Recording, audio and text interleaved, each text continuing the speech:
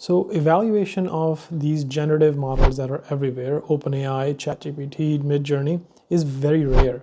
And it's a problem that is being highlighted by this letter where 100 plus AI researchers across the world have signed on, saying that this is a problem that needs to be addressed.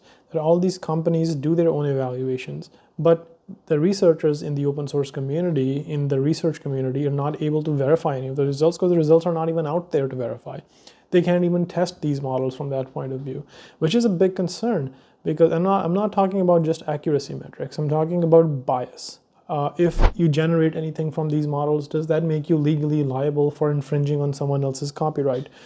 And this is the crux of this letter. And it's interesting. It's a quick read. I'll link it in the comments, in which the researchers are essentially asking for two things. Number one, which is safe harbor program. So if a researcher comes in and is trying to find the weak points of these models, they should not be penalized for it, because right now there have been cases where these companies have gone after them, these researchers who are doing them, either by blocking them or sometimes even changing their term of service to threaten legal action. Number two, they're saying that companies should allow more equitable access. What that means that right now companies are technically allowing access to hand-picked reviewers, but that's the problem. They're hand-picked.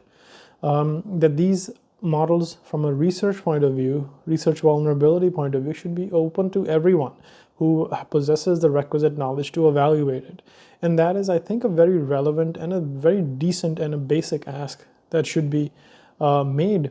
And I think I'm glad that this letter is out, and we'll see what comes out of it. Right now, the governments are just, especially the American government, is just so years behind on it. They don't even know what to do with this.